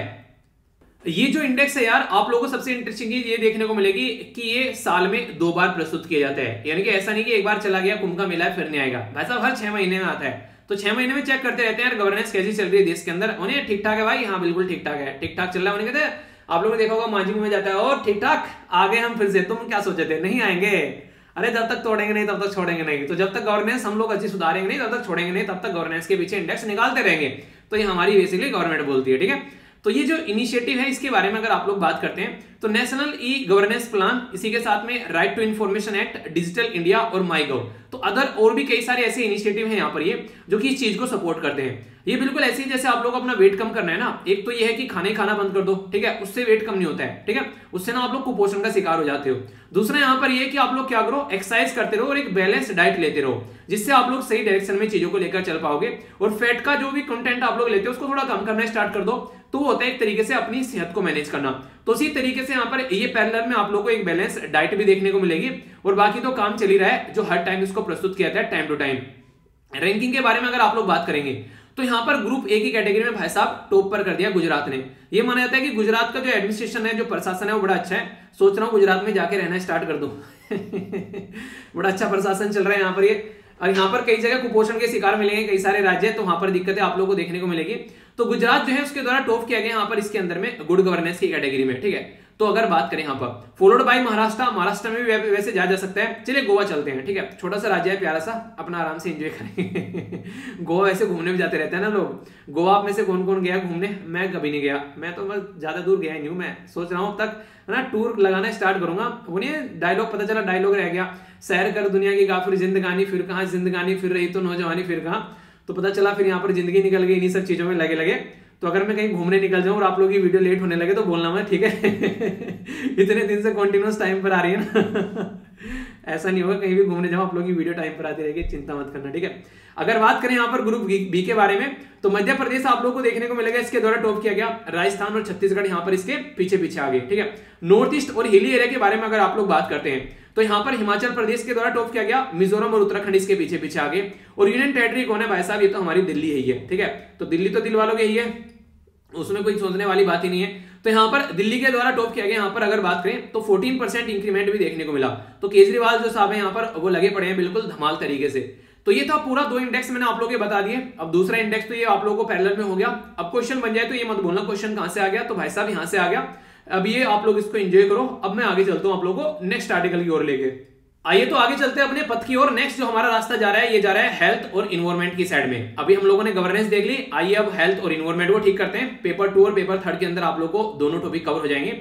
अच्छे से सुनिएगा, मजा आएगा सुनने में, क्योंकि मैंने मजा लिया पीपीटी को बनाने में। और आप लोगों को पता है मैं पीपीटी बनाने में जब मजा लेने लगता हूं तो फिर मैं पढ़ाने में और ज्यादा मजा लेने लगता हूं, ठीक है। तो ये मत बोला करो फिर बाद में कि सर क्या क्या बताने लगते हो। तो यार देखो एंजॉय किया करो। देखिए मैं यहाँ पर पढ़ाने नहीं आता हूँ, मैं आता हूँ मजे लेने, ठीक है। आप लोगों को मजे लेने तो आ जाया करो, जिसको मजे नहीं लेने, जिसको पढ़ाई करनी है उन्हें सीरियस वाली पढ़ाई, वो वाली पढ़ाई करके ना हार्ट अटैक आ जाते हैं। ये वाली पढ़ाई किया करो, पढ़ाई की पढ़ाई हो जाएगी और मजा का मजा आएगा और पता भी नहीं चलेगा कब में खत्म हो गई और सब कुछ याद भी रह जाएगा, ठीक है। तो इस तरीके से हमेशा अपनी जिंदगी को लाइट बनाकर रखो और तभी जिंदगी जो है मस्ती में चलती रहेगी। आइए बात करते हैं हेल्थ और इन्वायरमेंट के बारे में। क्या बात की जा रही है यहां पर, बात की जा रही है centre for science and environment के बारे में। तो इसके द्वारा अभी एनालाइज किया गया एयर क्वालिटी के बारे में। तो फोकस किया गया कि अभी रिसेंटली हमारे देश में जो दिल्ली है, वैसे तो दिल वालों की है पर लेकिन पोल्यूशन बहुत है वहां पर, ठीक है। यानी कि एक तरीके से वहां पर काफी ज्यादा पोल्यूशन है और आसपास वाले एरिया में भी, जैसे नेशनल कैपिटल रीजन हो गया जिसको आप लोग NCR बोलते हैं बड़े बड़े शब्दों में, ठीक है। तो ये जो NCR है यहाँ पर, ये आसपास वाला रीजन है, इसमें भी काफी सारी दिक्कतें देखने को मिलती है। तो पहले तो आप लोग NCR की बीमारी खत्म कर देते हैं। जिसको NCR की बीमारी लगी हुई है वो ठीक कर लीजिए अपनी, फिर मत बोलना कि NCR के बारे में पता नहीं था आज के बाद में। NCR की फुल फॉर्म होती है नेशनल कैपिटल रीजन। और यहाँ पर जीएस पेपर 2 के अंदर जब यहाँ पर गवर्नमेंट पॉलिसीज और इंटरवेंशन के बारे में बात करते हैं तो रिसेंटली अभी NCR काफी ज्यादा न्यूज में आता है, तो उसके चलते इसको थोड़ा समझ लेते हैं। नेशनल कैपिटल जो रीजन प्लानिंग बोर्ड है, ये यहाँ पर NCR को मेंटेन करने का काम करता है कि वहां पर क्या क्या चीजें हैं। तो इसके बारे में जब आप लोग देखेंगे तो यहाँ पर इसके द्वारा अभी रिसेंटली ड्राफ्ट रीजनल प्लान लाया गया 2041 का, यानी कि 2041 तक का यहाँ पर NCR को बिल्कुल चकाचौंध करना है। NCR वाले रीजन को सिंगापुर बना देना है, ठीक है। अब पता चला सिंगापुर से भी आगे निकल गए भाग भाग के, तो वो एक अलग बात है। तो यहाँ पर अभी क्या क्या चीजें की जाएंगी वो काफी इंटरेस्टिंग है। फ्यूचर के लेवल पर इसको रेडी किया जा रहा है। आने वाले टाइम पर स्लम फ्री रहेगा, कोई भी झुग्गी झोपड़ी आप लोगों को देखने को नहीं मिलेगी यहाँ पर NCR वाले रीजन में। एयर एम्बुलेंस चलती हुई आप लोगों को नजर आएगी। हाई स्पीड कनेक्टिविटी आप लोगों को देखने को मिलेगी। इसी के साथ में आप लोगों को यहाँ पर हेली टैक्सी आप लोगों को यहाँ पर नजर आएगी। रोड, रेल, इनलैंड वाटरवे, सारी चीजें शानदार देखने को मिलेगी। अब यहाँ पर एक चीज होनी चाहिए बस, और कुछ हो चाहे ना हो, यमुना रिवर और क्लियर कर दें यहाँ पर ये, ठीक है। क्योंकि यमुना रिवर सॉरी यार, जब भी आप लोग छठ पूजा पर जाते हैं आप लोगों ने देखा होगा, उसमें ऐसा लगता है कि वहां पर बर्फ में बेचारी वो औरतें जो हैं वो बर्फ में खड़ी होकर पूजा कर रही हैं, ठीक है। तो जो भी यहाँ पर ये सारी चीजें होती हैं उसमें यमुना रिवर को भी काउंट किया जाएगा। जब यहाँ पर इन चीजों को लेकर चलेंगे तो उसको भी पवित्र बनाया जाएगा। उसके ऊपर कैसे उसको काम को करेंगे तो देखने वाली बात होगी। तो अभी यहाँ पर जब बात करते हैं NCRPV के बारे में, तो ये 1985 में सेटअप किया गया था और यहां से कैसे हम लोग अपने NCR वाले रीजन को टैकल करेंगे तो उसके ऊपर फोकस किया गया। मतलब कहने का ये था यार, जो दिल्ली है ना, उस दिल्ली के आसपास वाले जो राज्य हैं, जैसे मैक्सिमम आप लोग को देखने को मिलेगा इधर राजस्थान हो गया, ठीक है। इधर आएंगे तो आप लोग को इधर उत्तर प्रदेश नजर आएगा और थोड़ा सा इधर जाएंगे तो आप लोग यहाँ पर, अरे राजस्थानी सॉरी हरियाणा, सॉरी यहाँ पर हरियाणा हो गया, यहाँ पर उत्तर प्रदेश हो गया और यहाँ पर जाएंगे तो आप लोग का राजस्थान देखने को मिलेगा। तो अभी यहाँ पर मुद्दा ये है बेसिकली कि अभी NCR में बहुत बड़ा रीजन आता है, तो पहले तो उसको थोड़ा कट डाउन करो। तो कट डाउन करके उसको ऐसा करो कि थोड़ा सा कम रीजन हो ताकि उसको मेंटेन करने में आसानी रहे। तो NCR वाले रीजन में 24 डिस्ट्रिक्ट आते हैं उत्तर प्रदेश, हरियाणा और राजस्थान के, ठीक है। और बाकी का दिल्ली हो गया। तो टोटल मिलाकर यहाँ पर ये 55,000 स्क्वायर किलोमीटर का एरिया आप लोगों को देखने को मिलेगा। तो अभी बोला ये जा रहा है कि इसको आप लोग थोड़ा छोटा करो, इतनी कटनी छटनी करो इसकी थोड़ी सी। और 100 किलोमीटर रेडियस जो है बेसिकली जो दिल्ली में राजघाट जो है, यहाँ पर राजघाट के आसपास वाले एरिया में, यानी कि राजघाट में दिल्ली में जाकर उसके आसपास वाले एरिया में 100 किलोमीटर का एरिया आप लोग कवर करो। और उस 100 किलोमीटर के एरिया के अंदर में जो भी आएगा उसको NCR डिक्लेयर कर देते हैं। तो इससे क्या रहेगा, एक तो एक यूनिफॉर्मिटी बनी रहेगी, चीजों को मेंटेन करने में आसानी रहेगी। तो ये इनके द्वारा यहाँ पर काम किया जा रहा है। तो इसके चलते यहाँ पर जो भी आज के डेट में ऐसा कोई एरिया आता है जो कि कोई तहसील ऐसी है जो कि आधी यहाँ पर एनसीआर के अंदर में आ रही है, आधी राज्य के अंदर में जा रही है, तो स्टेट को यहाँ पर उसका पावर दो डिसाइड करने का कि वो क्या चाहता है, एनसीआर में रखना है या फिर अपने कंट्रोल में रखना है। अब यहाँ पर अगर ये पूरा प्लान इनका इंप्लीमेंट हो जाता है तो दिक्कत देखने को मिलेगी। एक तो पानीपत जो है वो यहाँ से कट जाएगा, यानी कि पानीपत जो है वो इससे बाहर निकलेगा, एक तो ये बात बोली जा रही है, ठीक है, एनसीआर वाले रीजन से हरियाणा का। और इसी के साथ में यहाँ पर जो मुजफ्फरनगर है यहाँ पर उत्तर प्रदेश का, वो यहाँ से बाहर निकल जाएगा। तो उसके चलते ये कुछ ऐसी बातें हैं जिसके बारे में आप लोग एक मोटा मोटा आइडिया रख सकते हैं। तो एनसीआर के बारे में कोई कंफ्यूजन आप लोगों को नहीं होना चाहिए। आइए अब चलते हैं आर्टिकल की ओर। आर्टिकल में क्या क्या बातें की जा रही हैं वो समझ लेते हैं। अभी यहाँ पर ये है कि जो भी पोल्यूशन देखने को मिलता है वो खासकर सर्दियां जैसे जैसे आती है ना, तो सर्दियों में माहौल थोड़ा बढ़ जाता है। उन्हें कहते हैं, आप लोगों ने मूवी देखी होगी सैफ अली खान की, जब हम लोग आए, जब मैं मतलब कहता है राजा भैया सर मूवी का नाम, कहता है कि जब मैं आऊंगा तो गर्मी थोड़ी बढ़ जाएगी, ठीक है। तो जब भी पोल्यूशन आता है तो यहाँ पर एक तरीके से दिल्ली के अंदर टेंशन थोड़ी बढ़ जाती है, तो ये कंडीशन आप लोगों को देखने को मिलती है। अभी एनालाइज किया गया यहाँ पर 137 कॉन्टिन्यूअस एम्बिएंट, जो यहाँ पर ambient air quality monitoring station है, यानी कुछ ऐसे स्टेशन बना रखे जगह जगह कि यहाँ पर देखा जाए कि कहाँ पर पोल्यूशन कितना हो रहा है, ठीक है। आप लोग बोले ना बैठा दो यहाँ पर खेत में पानी भरना है, बैठा दो चिड़िया ना बैठे खेत में कोई, तो वहां पर देखते रहना, चिड़िया बैठेगी तो उसको उड़ा देना, तो वही चिड़िया बैठ जाती है यहाँ पर बेसिकली, और देखते हैं कहाँ से पोल्यूशन निकल कर आ रहा है तो उसको पकड़ लेते हैं यहाँ पर ये।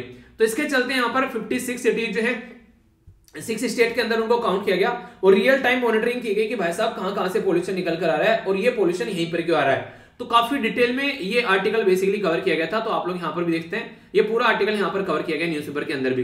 अब बात कर लेते हैं यहाँ पर किस किस एरिया में कौन कौन से एरिया को काउंट कर यहाँ पर ये चलते हैं। तो 5 सब रीजन इनके द्वारा डिवाइड किए गए हैं। पंजाब और चंडीगढ़ हो गया, एनसीआर में यहाँ पर दिल्ली और 26 जो एनसीआर के टाउन हो गए। हरियाणा में जो सिटी है वो बेसिकली एक्सक्लूड कर दिया अगर, तो जो एनसीआर वाली और अलावा उत्तर प्रदेश और राजस्थान में भी कुछ ऐसे ही फंडा देखने को मिलेगा। तो 5 रीजन ऐसे हैं जिनको यहाँ पर काउंट करके चला जाता है। और ये जो चेक करते हैं यहाँ पर, ये चेक करते हैं यहाँ पर PM 2.5 कॉन्सेंट्रेशन। तो इनके द्वारा जनवरी से लेकर 2019 तक, अभी यहाँ पर 30 नवंबर 2021 तक का काउंट किया गया। तो उसके बेस पर ये कहानी सुना रहे अपनी कि एनसीआर में क्या यहाँ पर एक तरीके से नहीं क्या महाकाल पड़ा हुआ है, यहाँ पर क्या कंडीशन देखने को मिल रही है, ठीक है, इनके क्या दिक्कतें यहाँ पर आप लोग को देखने को मिल रही है। पार्टिकुलेट मैटर के बारे में जानते हैं। पार्टिकुलेट मैटर के बारे में जिसको समझ में नहीं आता है, आज के बाद में आप लोग ये नहीं बोलोगे कि हमको पार्टिकुलेट मैटर समझ में नहीं आता है, ठीक है, चक्षु खुल जाएंगे आप लोग के पार्टिकुलेट मैटर को लेकर। आखिर ये क्या होता है, अगर मैं इसको समझने के लिए आप लोगों को थोड़ा सा उदाहरण दूं तो आप लोग समझ पाएंगे। यहाँ पर पार्टिकुलेट मैटर को सबसे पहले तो आप लोगों को समझना पड़ेगा कितना ये बारीक होता है। तो 2 कैटेगरी में इसको डिवाइड कर रखा है, पार्टिकुलेट मैटर 2.5 और पार्टिकुलेट मैटर 10। तो 2.5 जो रहता है इसमें 2.5 माइक्रोमीटर आप लोगों को देखने को मिलेगा, इसका डायमीटर रहता है। देखा होगा ना, ऐसे अगर आप लोग एक गोला लेंगे तो डायमीटर होता है पूरा ये, ठीक है, और बीच में से इसको कट कर देंगे तो ये होगी इसकी रेडियस, ठीक है। तो आप लोग इसको समझ सकते हैं, ठीक है। तो ये हो गया बेसिकली डायमीटर पूरा और ये होगी रेडियस, त्रिज्या बोलते हैं ना जिसको। तो ये आप लोग को देखने को मिलेगी। तो यहाँ पर P10 हो गया, PM10 और ये P2.5 हो गया। अगर आप लोग इसको समझना चाहते हैं, ऐसे समझ में नहीं आया, तो ये काफी अच्छा उदाहरण आप लोग बोल सकते हैं। रिलेटिव साइज अगर आप लोग इसका पार्टिकुलेट मैटर का देखना चाहते हैं, ये क्या है, ये हाथी का सींग है आप लोगों के सामने, हाथी का सींग दिख रहा है, ये हाथी का दांत होता है वो, ठीक है। तो ये हाथी का दांत है, तो ये हाथी का दांत नहीं है, बेसिकली आप लोगों का बाल है, ठीक है। जैसा कि आप लोगों को हाथी का दांत देखने को मिल रहा है, तो ये जो बाल होता है आप लोगों के यहाँ पर, ये 50 से लेकर 70 माइक्रोमीटर का आप लोगों को देखने को मिलेगा। अब इस बाल पे जो आप लोगों के पार्टिकुलेट मैटर है यहाँ पर, ये आप लोग देखो कितने सारे आ जाएंगे, 1 2 3 4 5, इस तरीके से चारों तरफ को दुनिया भर के पार्टिकुलेट मैटर आ जाएंगे। इतना बारीक होता है यहाँ पर ये पार्टिकुलेट मैटर। आप लोग आज के डेट में से नहीं जो सड़कों पर निकलते हैं तो दुनिया भर का पोल्यूशन रहता है, इवन आप लोग इसको आंखों से भी नहीं देख पाते हैं, आप लोग सांसों के थ्रू उसको अंदर लेते रहते हैं हर टाइम, तो इससे आप लोगों को दिक्कतें देखने को मिलेगी। तो ये सारा नुकसान आप लोगों की बॉडी को यहाँ पर देखने को मिलता रहता है। तो पार्टिकुलेट मैटर जब यहाँ पर आप लोगों के शरीर के अंदर इतने सारे जाते हैं, तो सोचो आप लोगों को क्या क्या ये नुकसान पहुंचाते होंगे। आंखों को नुकसान, लंग्स को नुकसान, इसी के साथ में स्किन की डिजीज आप लोगों को देखने को मिलेगी, ठीक है। बहुत सारी चीजें हैं। इवन आज के में जो दुनिया भर के लोग जो हैं उनको आप लोगों को देखने को मिला मोटे मोटे चश्मे चढ़ गए हैं, ठीक है। कईयों को तो कई सारे नंबर के चश्मे चढ़ गए हैं। आप लोग कौन से नंबर का लगाते हैं आप लोग बताइए, चलिए, जो भी चश्मा लगाते हैं। इसके चक्कर में खैर मेरा तो लैपटॉप के सामने बैठ कर चढ़ गया, मेरा इसके चलते नहीं चढ़ा यहाँ पर पार्टिकुलेट मैटर के, मतलब लैपटॉप के सामने लंबे समय तक बैठ रहा है उसकी वजह से चढ़ गया। पर यही है कि चश्मे चढ़ जा रहे हैं, बहुत सारी बीमारी और देखने को मिल रही है। और खासकर जिसको नहीं ये बीमारी होती है सांस की बीमारी होती है, ठीक है, जो ये सारी चीजें, तो उनको और ज्यादा दिक्कतें देखने को मिलती है। तो इसलिए यहाँ पर ये जरूरी है कि इसका कोई ना कोई सॉल्यूशन निकाला जा सके। तो यहाँ से कहीं पर कोई कंस्ट्रक्शन का काम चल रहा है, ठीक है, कोई रोड बना रहा है, कहीं खुदाई कोई हो रही है, कोई धुआं निकल रहा है कहीं से कोई फैक्ट्री के अंदर से, तो वहां से ये सारा माहौल निकल कर आता है, जिसके चलते दिक्कत देखने को मिलती है। तो centre for science and environment के द्वारा ये सारी स्टडी की गई और बोला गया कि भाई साहब या तो सुधार लो या फिर ये तो आप लोगों को सुधार देगा, यानी कि या तो आप लोग सुधर जाओ, यानी कि ये पोल्यूशन जो है उसको कम कर दो, नहीं तो ये पोल्यूशन जो है वो आप लोगों को सुधार देगा। कंडीशन ऐसी देखने को मिल रही है। तो पब्लिक इंटरेस्ट जो है यहाँ पर अगर बात करें यहाँ पर, तो सीएससी के द्वारा बोला गया कि पब्लिक इंटरेस्ट और जो रिसर्च है यहाँ पर ये एडवोकेसी ऑर्गेनाइजेशन, तो उसके द्वारा यहाँ पर ये सारे काम किए गए, ठीक है। तो इस तरीके से यहाँ पर आप लोग ये बोल सकते हैं कि अगर यहाँ पर पब्लिक जो है वो यहाँ पर प्रॉपर वे में इंटरेस्टेड नहीं है इन चीजों को लेकर, तो फिर क्या ही रिसर्च और क्या ही चीजें, यानी कि सबको साथ में लेकर चलना पड़ेगा। अर्जेंसी है कि यहाँ पर चीजों को ढंग से लेकर चले, सस्टेनेबल और इक्विटेबल चीजों को आप लोग लेकर चले, तब जाकर चीजें सुधरेगी। इंपॉर्टेंट फाइंडिंग क्या है, सबसे पहले तो ये बोला गया कि पार्टिकुलेट जो यहाँ पर जो पोल्यूशन है, बेसिकली यहाँ पर पोल्यूशन के जो यहाँ पर पार्टिकुलेट मैटर आप लोगों को देखने को मिलेंगे, ठीक है। तो ये काफी लार्ज स्केल पर कुछ टाइम पर ये आप लोगों को कम नजर आते हैं, पर लेकिन कुछ टाइम पर काफी ज्यादा आप लोगों को देखने को मिलते हैं। तो जो छोटे छोटे टाउन है वहां पर आप लोगों को लोअर देखने को मिलेंगे, कम देखने को मिलेंगे, पर लेकिन जो यहाँ पर अगर बात करें, जैसे जैसे अगर बात करें ना, जैसे जो एक मौसम चेंज होता है, जैसे जैसे विंटर आनी स्टार्ट हो जाती है, तो ये चीजें बढ़ना स्टार्ट हो जाती है, ठीक है। तो एक तो ये फंडा आप लोग यहाँ पर नजर आएगा। इसी के साथ में अगर बात करें यहाँ पर नवंबर वाला जो टाइम आता है जैसे, ठीक है, तो उस टाइम पर यहाँ पर दिल्ली एनसीआर उत्तर प्रदेश वाले रीजन में ठंड पड़ना स्टार्ट हो जाती है, ठीक है। अगर आप लोग रहते हैं साउथ इंडिया में इधर, ठीक है, केरला, कर्नाटका, गुजरात इस साइड में अगर आप लोग जाते हैं, महाराष्ट्र, तो फिर भी यहाँ पर थोड़ा सा आप लोग कम देखने को मिलेगा, ठीक है। दिल्ली साइड में आप लोग अच्छी खासी ठंड देखने को मिल जाती है। तो वो सारी चीजें आप लोग यहाँ पर समझ सकते हैं। तो कंडीशन यहाँ पर ये है कि जहां जहां पर सर्दी ज्यादा होती है वहां पर ये और ज्यादा प्रॉब्लम क्रिएट करना स्टार्ट कर देता है, ऐसा आप लोग बोल सकते हैं। एटमॉस्फेरिक चेंज जो है वो इसके ऊपर इंपैक्ट डालता है काफी ज्यादा, ठीक है। तो इसकी वजह से भी यहाँ पर कंडीशन जो चेंज होती है, विंड की डायरेक्शन चेंज होती है, हवा की दिशा चेंज होगी, ठीक है, टेम्परेचर चेंज हो गया, सीजन चेंज हो गया, तो उससे भी इसके अंदर चेंज नजर आएगा। इसी के साथ में होली दिवाली आप लोगों को पता ही है, होली दिवाली ईद दशहरा, इसमें हम लोग पूरा एंजॉय करते हैं चीजों को, तो ये भी काफी बड़ा इंपैक्ट डालता हुआ यहाँ पर नजर आता है। तो पार्टिकुलेट मैटर जो है यहाँ पर, ये इंडोर पोल्यूशन पे अगर बात करें, घर में आप लोग देखते हैं ना, घर में चूल्हे वगैरह जलाए जाते हैं अपना, ये सब चीजें, तो वो चीजें आप लोगों को देखने को मिलेगी। तो अगर ये सारी चीजें यहाँ पर कहीं ना कहीं अगर आप लोग देखोगे तो ये अपना अपना रोल प्ले कर रहे हैं और उसके चलते आप लोगों को दिक्कतें देखने को मिल रही है। तो नंबर ऑफ डेज जो है एयर क्वालिटी की अगर बात करें, वेरी पुअर हो जाती है, कभी सीवियर कैटेगरी में पहुंच जाती है। तो ऐसी भी कंडीशन कई जगह देखने को मिली। सिटी जो है यहाँ पर वो काफी वनरेबल कंडीशन में यहाँ पर आ जाती है, खासकर नॉर्थ इंडिया के अंदर में एनसीआर वाले रीजन में काफी बुरी कंडीशन है। और इंडस्ट्रियल टाउन जहां जहां पर भी है, यानी जहां पर इंडस्ट्री काफी ज्यादा है, वहां और ज्यादा दिक्कतें आप लोगों को देखने को मिल जाती है। मानसून आता है तो बारिश होती है, बारिश होती है तो वो कहीं ना कहीं जो धूल मिट्टी का कण वो थोड़ा सा सप्रेस करती है, पर लेकिन कब तक कर लेगी बेचारी मानसून सप्रेस। फिर भी आप लोगों की हरकतें तो रुकने वाली है नहीं है, आप लोग हरकतें करते रहोगे तो बारिश तो आने की नहीं। यहाँ पर हर महीने 12 महीनों आप लोगों को बारिश देखने को मिलेगी। तो फिर से जो चीजें हैं वो उसी पैटर्न में चलना स्टार्ट हो जाती हैं। कोरोना ने भी काफी कुछ कम किया था, पर लेकिन कोरोना के सामने हम लोग टिकने थोड़ी ना दी हम लोगों ने, हम फिर अपनी हरकतों पर आ गए, तो फिर वो चीजें बढ़ना स्टार्ट हो जाती है। अभी इसी के बारे में अगर बात करें, बात की जा रही है फायर रेडियो एक्टिव पावर के बारे में। तो यहाँ पर जो फायर जो यहाँ पर एक तरीके से आप लोग इसको देखोगे तो इसके द्वारा जब नासा के द्वारा रिपोर्ट प्रस्तुत की गई, ठीक है, तो यहाँ पर ये आप लोग को देखने को मिलेगा, ये भी काफी लार्ज स्केल पर इंपैक्ट डाल के गई। कहीं ना कहीं जो यहाँ पर एमिट होती है चीजें, एक तरीके से आप लोग ऐसा समझ सकते हैं, अगर मोटे मोटे तौर पर मैं यहाँ पर बोल के चलूं कि जैसे जैसे विंटर आती है ना, वो सारी चीजें फिक्स हो जाती है एक जगह। जैसे मान लीजिए यहाँ पर घास फूस जला, ठीक है, यहाँ पर ये सारी चीजें देखने को मिली, यहाँ पर पुआली जला दी, तो ये यहाँ पर ऐसा नहीं हो कि बहुत दूर चला जाएगा, क्योंकि हवा वगैरह ज्यादा चलती नहीं है। तो इसकी वजह से डे बाय डे की चीजों में भी आप लोग काफी ज्यादा दिक्कत देखने को मिलेगी। और खासकर ये जितनी ज्यादा यहाँ पर इस तरीके की एक्टिविटी होती है, उतना ही ज्यादा इंपैक्ट डालकर जाती है, ठीक है। तो ये आप लोग याद रखते हैं इसके बारे में थोड़ा। तो इसका मतलब यहाँ पर आप लोग ऐसे समझ सकते हैं, जैसे एफआरपी हो गया, यहाँ पर ये फायर रेडिएटिव हो गया, बेसिकली ये रेडियो एक्टिव गलत भूल गया, रेडिएटिव है यहाँ पर, यानी कि एक तरीके से जो विकिरण होता है ना, उसके बारे में बात की जा रही है। तो कंडीशन यहाँ पर आप लोगों को ये देखने को मिलेगी, जैसे पंजाब, हरियाणा, उत्तर प्रदेश, राजस्थान, जब यहाँ पर आग जलाई जाती है तो वही पैटर्न आप लोगों को यहाँ पर देखने को मिलेगा, ठीक है। या फिर जो गोसे बोल देते हैं, गोबर के उपले वगैरह, तो उनसे भी आप लोगों को ये कंडीशन देखने को मिल जाती है। अगर बात करें, नाइट्रोजन ऑक्साइड निकल कर आती है जब यहाँ पर आप लोग कंबस्टन आप लोग करते हैं, यानी कि जो गाड़ी वगैरह चलाते हैं ना, तो उसमें से आप लोगों को ये देखने को मिलेगा। और अक्टूबर सितंबर, खासकर अगर बात करें यहाँ पर नवंबर के कंपेयर में, तो एक अलग पैटर्न आप लोग को नजर आएगा, यानी कि मौसम जैसे चेंज होता है, मैंने बताया ना, उसकी वजह से इंपैक्ट डालता है। दीपावली आएगी तो आप लोग को अलग देख ले, फायर क्रैकर यानी कि पटाखे जलते हुए नजर आएंगे, तो एक अलग इंपैक्ट डालते हुए नजर आएंगे। कई सारे ऐसे सिस्टम है जिसके थ्रू हम लोग इसको चेक करते हैं, अपने देश में और इंटरनेशनल लेवल पर चेक किया जाता है, जैसे यूएसईपीए, तो यूनाइटेड नेशन स्टेट इन्वायरमेंटल जो प्रोटेक्शन एजेंसी है, वो अपने मेथड से चेक करती है। हमारा आईएमडी जो है, इंडियन मेट्रोलॉजिकल डिपार्टमेंट, वो यहाँ पर पालम वेदर स्टेशन है दिल्ली के अंदर में, तो वहां से इसकी अपनी एनालिसिस करते हैं। National Aeronautics and Space Administration NASA, ये fire information for resource management system, ये अपने हिसाब से चेक करता है। और स्पेसिफिकली विजुअल इंफ्रारेड जो इमेजिंग, रेडियोमीटर जो सोर्स है उसके हिसाब से भी चीजें को देखता है यहाँ पर। ये अगर बात करें हमारी कंट्री में जब स्टबल बर्निंग की जाती है, इनके खेतों में किसानों के द्वारा ये घास फूस जलाई जाती है, तो air quality and weather forecasting जो रिसर्च है यहाँ पर, यानी कि जो सफर है वो यहाँ पर अपना काम करता है। तो बहुत सारी चीजें देखने को मिलेगी। तो क्या इनका कोई सोल्यूशन नहीं है? तो भाई साहब सोल्यूशन तो कई सारे हैं। जैसे यहाँ पर बात की जा रही है commission for air quality management in national capital region, अगर बात करें और एडजॉइनिंग एरिया, तो आप लोग को ये नजर आ जाएगा भारत स्टेज हम लोगों ने 6 ला दिया, 5वां गायब कर दिया, पहले 4 हम लोग यूज कर रहे थे, तो ये आप लोग को देखने को मिलेगा। इसी के साथ में dashboard for monitoring air quality बात की जाती है, नेशनल क्लीन एयर प्रोग्राम के बारे में बात की जाती है, नेशनल एयर क्वालिटी इंडेक्स के बारे में बात की जाती है, air prevention and control pollution act है 1981 का, प्रधानमंत्री उज्ज्वला योजना लाएगी, इन्हीं मुद्दों को ध्यान में रखते हुए। तो यार काम तो थोड़ा कम कर नहीं रहे हैं, बस यही है कि रिजल्ट नीचे आने चाहिए, वरना काम से कोई मतलब नहीं रहता है। रिजल्ट आ जाएंगे तो फिर सारी चीजें सही लगने लगती है। तो इसके बारे में एक मोटा मोटा आइडिया आप लोग रख सकते हैं, ठीक है। अब आगे चलेंगे, एक इंपॉर्टेंट पर्सनैलिटी के बारे में बात करेंगे जिनका नाम है मदन मोहन मालवीय जी। अगर बात करेंगे तो हिस्ट्री में आप लोगों के लिए इंपॉर्टेंट पर्सनैलिटी जीएस पेपर 1 के अंदर भी क्वेश्चन आप लोगों का बन जाता है, और ऐसे क्वेश्चन आप लोगों से प्रीलिम्स के अंदर भी पूछ लिए जाते हैं।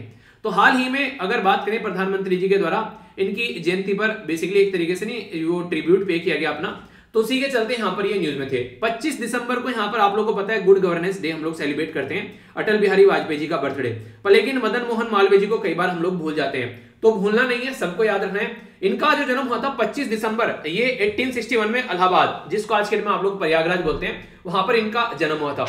पंडित मदन मोहन मालवीय जी अगर बात करें तो इनकी जो जयंती है वो हम लोगों ने भी बातें की। तो अगर बात करें तो काफी शानदार ये एक वक्ता थे, काफी शानदार तरीके से बातें अपने रखा करते थे, बोला करते थे, और देश में एजुकेशन, रिलीजन, सोशल रिफॉर्म के बारे में, हिंदी को एक लैंग्वेज के तौर पर सपोर्ट करने के तौर पर ये काफी बड़ा काम इनके द्वारा किया गया। अब ये तो सारे क्वेश्चन आप लोगों से मतलब ये तो बेसिकली एक तरीके से इंट्रोडक्शन देने वाली बात होगी। इंपोर्टेंट मुद्दे कहां है क्वेश्चन के बारे में जब पूछे जाते हैं, तो वो ये है यहाँ पर इनको महामाना का नाम दिया गया महात्मा गांधी जी के द्वारा, जो कई बार क्वेश्चन पूछे जा चुके हैं। इसी के साथ में यहाँ पर बात करें president of India doctor S Radhakrishnan ji के द्वारा यहाँ पर इनको क्रम योगी का नाम दिया गया। तो ये इन्हीं के नाम थे जो अलग अलग पर्सनैलिटी के द्वारा इनका नाम दिया गया है। तो यहाँ पर आप लोग देखते हैं प्राइम मिनिस्टर ऑफिस के द्वारा भी यहाँ पर इनके बारे में बेसिकली एक ट्वीट किया गया था। अभी अगर बात करें और भी कई सारी बातें आप लोगों को यहाँ पर जानने को मिलेगी। फ्रीडम स्ट्रगल मूवमेंट के टाइम पर इनके द्वारा काफी बड़ा रोल प्ले किया गया। एक साइड में थे लिबरल लोग जो कि एक तरीके से नहीं प्रेयर करके प्रार्थना करके अपना काम निकालते थे, दूसरी साइड में थे नेशनलिस्ट लोग, यानी कि एक तरीके से उनको लगता था अगर अंग्रेज हमको गोली मारे तो हम भी अंग्रेजों को गोली मारेंगे, थोड़े से एक्सट्रीम लेवल पर जाकर काम करने वाले। तो ये उनके बीच का पाथ निकालने की कोशिश करते थे, यानी कि बुद्धा वाला पाथ। तो ये एक तरीके से दोनों के, यानी कि एक साइड में गोखले हो गए, एक साइड में तिलक जी हो गए, तो उनके बीच का पाथ यहाँ पर ये निकाला करते थे। अगर बात करें महात्मा गांधी जी के साथ में थे सोल्ट सत्याग्रह जब चला, सिविल डिसोबीडिएंट मूवमेंट जब चला, इनके द्वारा भी पार्टिसिपेट किया गया और ये भी यहाँ पर अरेस्ट हुए उस टाइम पर। अगर आगे चलकर बात करें काफी इंपोर्टेंट रोल इनका रहा, कांग्रेस के 4 बार प्रेसिडेंट बने, ठीक है, ये काफी इंपोर्टेंट है। 1909 में बने, 1918 में बने, 1932 में बने और 1933 में बने। इंपोर्टेंट मुद्दा 1933 वाला है, याद रखिएगा यहाँ पर। 1933 में जब यहाँ पर ये कांग्रेस के प्रेसिडेंट बने तो यहाँ पर इनको क्या कर लिया गया, यहाँ पर इनको अरेस्ट कर लिया गया। तो जैसे यहाँ पर इनको अरेस्ट किया गया तो फिर यहाँ पर प्रेसिडेंट की पोस्ट तो खाली रख नहीं सकते, तो यहाँ पर इनकी जगह पर सेन गुप्ता जो है वो यहाँ पर प्रेसिडेंट बने। ये क्वेश्चन भी कई बार पूछा जा चुका है, थोड़ा सा अंदर का क्वेश्चन हो जाता है कई बार, जब एग्जामिनर नहीं होता है दिमाग खराब करके बैठा होता है, घर से लड़कर आया होता है, तो तब ऐसे ऐसे क्वेश्चन पूछता है आप लोगों से, ठीक है वरना फिर आप लोगों से वरना आसान आसान क्वेश्चन पूछेगा। तो जब भी क्वेश्चन का लेवल बढ़ जाए तो समझ लेना कि एग्जामिनर जो है उसका दिमाग जो है थोड़ा सा खिसका हुआ है उस दिन, ठीक है। इसी के साथ में अगर बात करें तो यहाँ पर बात की जाती है कि अगर इनके चलते एक पर्टिकुलर टर्म यहाँ पर यूज की जा रही है जो कि आप लोग समझ सकते हैं, यहाँ पर इसको बोला जा रहा है बेसिकली इंडेंचर, ठीक है। तो ये एक सिस्टम होता है जो आप लोगों को देखने को मिलेगा। होता क्या था इस सिस्टम के अंदर, जिसको इंडेंचर सिस्टम बोलते थे, ऐसा होता था कि आज की डेट में अगर कोई पर्टिकुलर पर्सन जो है वो मतलब किसी के लिए काम कर रहा है, ठीक है, तो उसको एक पर्टिकुलर प्रीडिफाइंड टाइम के लिए काम करने के लिए उसको फोर्स किया जाता था और वो अपनी मर्जी से यहाँ पर उसको छोड़ भी नहीं पाता था। एक तरीके से कॉन्ट्रैक्ट लेबर के बारे में आप लोगों ने सुना होगा, तो एक काइंड ऑफ कॉन्ट्रैक्ट लेबर बोल सकते हैं, पर लेकिन इसको कई बार तो यहाँ पर एक तरीके से दास प्रथा की कैटेगरी में इसको रख दिया जाता था। अगर पास्ट में बात करें फोर्स लेबर की कैटेगरी में आ जाता, किसी फोर्सफुली काम कराना किसी इंसान से, तो वो वाली कंडीशन आप लोगों को यहाँ पर देखने को मिल जाती थी। तो ये इसके बारे में एक मोटा मोटा आइडिया आप लोग रखते हैं। तो कैरेबियन वाला जो एरिया है, कैरेबियन जो कंट्री है यहाँ पर, अगर मैप में आप लोग देखना चाहते हैं कैरेबियन सी को, ये एग्जैक्ट लोकेशन आप लोग यहाँ पर देखने को मिलेगी, ठीक है। तो कैरेबियन सी भी आप लोग को यहाँ पर देखने को मिला, तो यहाँ पर इनके द्वारा, ठीक है, तो यहाँ पर इस पर्टिकुलर एरिया में इनके द्वारा यहाँ पर ये जो सिस्टम था इसके ऊपर काम किया गया। ठीक है, तो ऐसा है कि हमारे देश के जो लोग थे उनके द्वारा ऑल ओवर वर्ल्ड में काफी कुछ किया गया। तो इसको बेसिकली जो सिस्टम था यहाँ पर इसको बॉन्डेड लेबर की तरीके से देखा जाता था, जिसको अबोलिश किया गया। ठीक है, तो फॉलोइंग द स्लेवरी भी यहाँ पर अबोलिश की गई। इसी के चलते यहाँ पर जो सिस्टम था यहाँ पर क्या करते थे कि एक बंधुआ टाइप की मजदूरी करवाते थे। कपास हो गया, कॉटन हो गया, टी यानी कि चाय की प्लांटेशन हो गया, या फिर रेल का कंस्ट्रक्शन करवाना है। तो ब्रिटिश लोग जो थे यहाँ पर कई बार तो इंडिया के लोगों को भी यहाँ पर लेकर जाते थे दूर दूर से एक तरीके से काम कराने के लिए। जैसे आप लोगों ने देखा होगा हमारी कंट्री के लोगों को श्रीलंका में भी लेकर जाया करते थे। तो ये इनकी हरकतें आप लोगों को यहाँ पर देखने को मिलती थी। तो इसी के चलते यहाँ पर इनके द्वारा इसके ऊपर भी काम यहाँ पर किया गया। ब्रिटिश के बारे में अगर आप लोग बात करते हैं तो यहाँ पर इसी के चलते यहाँ पर अगर बात करें तो यहाँ पर एक तरीके से कई सारी और कंडीशन देखने को मिली। कंप्लीटली अगर बात करें यहाँ पर तो जैसे गंगा यहाँ पर बात की जा रही है बेसिकली हरिद्वार वाले रीजन में। ठीक है, ये सेटअप किया गया इनके द्वारा यहाँ पर गंगा महासभा। तो ये हरिद्वार के अंदर गंगा आप लोगों को पता ही फ्लो होती है, तो फिर वहां से आकर अलग अलग एरिया में जाती है। तो उसके चलते यहाँ पर इनके द्वारा गंगा महासभा यहाँ पर स्टैब्लिश की गई 1905 में। एक सोशल रिफॉर्मर थे, एक लेजिस्लेटर भी थे, और एक यहाँ पर अगर बात करें तो इंपीरियल लेजिस्लेटिव काउंसिल के अंदर 11 साल तक इनका अपने द्वारा रोल प्ले किया गया। यानी कि 1909 से लेकर 1920 तक यहाँ पर ये अंग्रेजों के साथ ही बैठकर काम करते रहे चीजों को सुधारने के लिए। सत्यमेव जयते के बारे में आप लोगों ने सुना ही होगा, मुंडिका उपनिषद से लिया गया। तो सत्यमेव जयते को यहाँ पर इसी टाइम पर इनके द्वारा फेमस किया गया, काफी लार्ज स्केल पर इसका यूज किया गया। देवनागरी जो कि इंट्रोड्यूस की गई ब्रिटिश इंडिया में कोर्ट के अंदर में, तो इन्हीं के एफर्ट के द्वारा यहाँ पर उसको इंट्रोड्यूस किया गया। हिंदू मुस्लिम यूनिटी के लिए इनके द्वारा काम किया गया, और इसने लेवल पर जाकर काम किया कि खुद ये थे ब्राह्मण कम्युनिटी से निकल कर आते थे, तो इनको एक्सपेल कर दिया गया खुद की इनकी कम्युनिटी के द्वारा। उन्हें कहते हैं कि आप लोगों ने देखा होगा कई बार आप लोग कुछ ऐसे काम करने लगे जो आप लोग जिस कम्युनिटी में रहते हैं उससे हटकर वो चीजें हो जाए, तो ये बोलेंगे ये तो बिरादरी से बाहर निकाल देना चाहिए इस इंसान को। तो कई बार लोग जो है इस तरीके की एक्टिविटी करते हुए आप लोगों को पाएंगे कि वो सोसाइटी में लोगों के लिए सोचते हैं, जबकि बिरादरी को पीछे छोड़ देते हैं। तो ऐसे ही यहाँ पर थे मदन मोहन मालवीय जी भी। इसी के साथ में इनके द्वारा हिंदू महासभा जो कि बात करते हैं ग्रेट सोसाइटी ऑफ हिंदूज, ये 1915 में स्टैब्लिश की गई।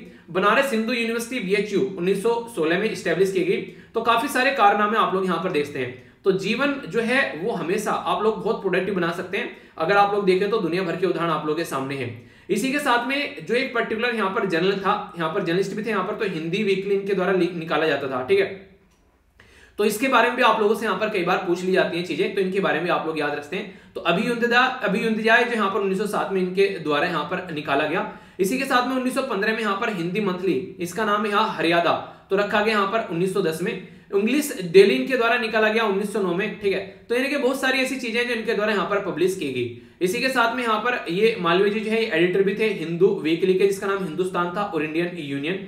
चेयरमैन भी है यहाँ पर board of director of Hindustan times के, जो कि न्यूज़पेपर आप लोगों को देखने को मिलते हैं। 12 नवंबर 1940 में ये अलविदा कह गए 84 उम्र की एज में। आगे चलकर 2014 में यहाँ पर इनको भारत रत्न दिया गया। ठीक है, और इसी के साथ में एक रेलवे स्टेशन है वाराणसी न्यू दिल्ली महामाना एक्सप्रेस वे, उसका नाम यहाँ पर रखा गया। ठीक है, तो ये कुछ इनके नाम के रिलेटेड कुछ चीजें हैं जो कि हालांकि हम लोग समेट नहीं सकते इस ऐसी पर्सनैलिटी को कुछ शब्दों के अंदर, पर फिर भी जो कोशिश की गई है कुछ शब्द हैं इनके बारे में जिनको आप लोग काउंट कर रख सकते हैं। ठीक है, जिनके ऊपर कई बार क्वेश्चन भी पूछ लिया जाए तो पता होना चाहिए।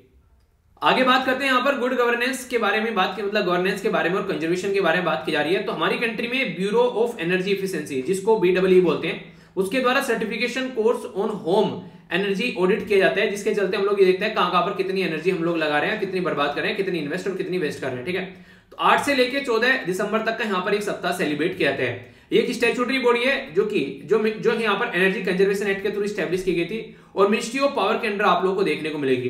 तो जो भी पॉलिसीज होती है हमारी कंट्री के अंदर में कैसे हम लोग चीजों को आगे लेकर चल सकते हैं, तो इसी के द्वारा प्रस्तुत की जाती है ताकि एनर्जी जो है वो ज्यादा बर्बाद न हो। तो उसके लिए काफी काम किया जाता है। तो PIB में मिनिस्ट्री ऑफ पावर के द्वारा यहाँ पर ये आर्टिकल भी आप लोग देख सकते हैं। ठीक है, BEE जो है यहाँ पर ये फैसिलिटेट करती है हमारे देश के अंदर में।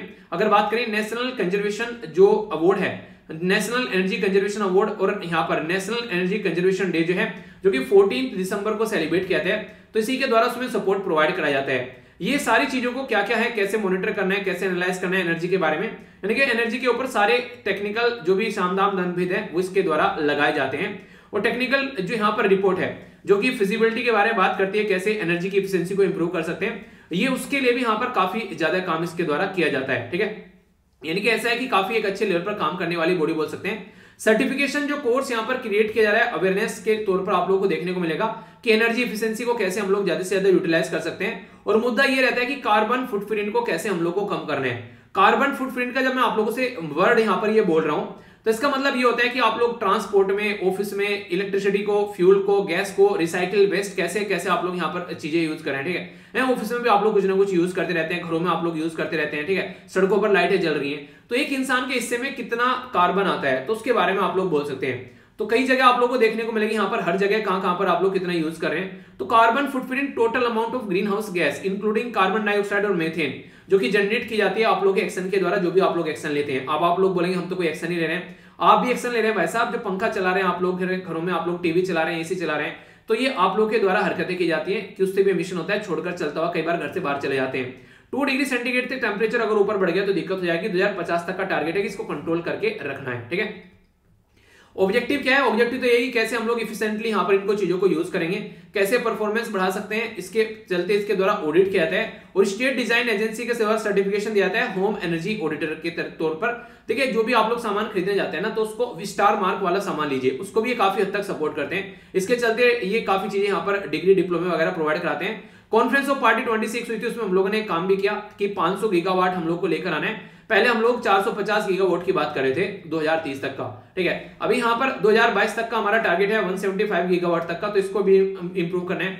नेशनली डिटरमाइंड कंट्रीब्यूशन हमारा 40% तक का हम लोग बोल रहे हैं कि नॉन फॉसिल फ्यूल से एनर्जी जो है हम लोग रखेंगे यहाँ पर। इसी के साथ में और भी यहाँ पर चीजों को इंप्रूव कर रहे हैं फ्यूल के मामले में, तो रटनी नहीं है, छोटा छोटा सा एक आइडिया रख सकते हैं। बाकी कई सारे इनिशिएटिव है, performance achieve and the trade scheme, national action plan on climate change, ठीक है। इसी के साथ में स्टैंडर्ड एंड लेबलिंग के बारे में बात की जा रही है, एनर्जी कंजर्वेशन बिल्डिंग कोड के बारे में बात की जा रही है। इसी के साथ में यहां पर बात की जा रही है डिमांड साइड मैनेजमेंट के बारे में, इको निवास ये समिता के बारे में बात की जा रही है। भारत स्टेज के बारे में बात की मैंने भी आप लोगों से, उज्ज्वला हो गया, इंटरनेशनल सोलर अलायंस हो गया, इंडियन जो यहाँ पर हमारी कंट्री का national action plan on climate change है। तो बहुत सारे ऐसी चीजें हैं जो हम लोग जिनके ऊपर काम कर रहे हैं, ठीक है। तो ये कुछ बेसिक मुद्दे जिनके बारे में आप लोग आइडिया रख सकते हैं, ओके। तो ये था टोटल आज का डिस्कशन। अब क्या क्या हम लोगों ने डिस्कस किया वो एक बार दिखा देता हूं। पहले तो हम लोगों ने एक मोटिवेशन कोड देखी, इसके बाद में हम लोगों ने क्या क्या देखा, तो हम लोगों ने यहाँ पर बेसिकली देखा गुड गवर्नेंस वाला, पूरे डिटेल में मैंने आप लोगों को बता दिया, कोई कंफ्यूजन अब आप लोगों को नहीं होना चाहिए। इसी के साथ में एनर्जी एफिशिएंसी के बारे में मैंने आप लोगों से बात कर ली, कार्बन फुटप्रिंट वगैरह भी आप लोगों को बता दिए। एनसीआर वाले रीजन में क्या क्या पोल्यूशन चल रहा है और एनसीआर क्या है, वो सारी चीजें मैंने आप लोगों को एक्स्ट्रा बता दी, काफी कुछ हम लोगों ने यहाँ पर डिस्कस कर लिया, तो कोई भी कंफ्यूजन अब आप लोगों को इसको लेकर नहीं होना चाहिए। मदन मोहन मालवीय जी के बारे में मैंने सारी बातें आप लोगों को बता दी, जो भी मुझे आती थी 2-4, वो सारी चीजें हम लोगों ने डिस्कस की।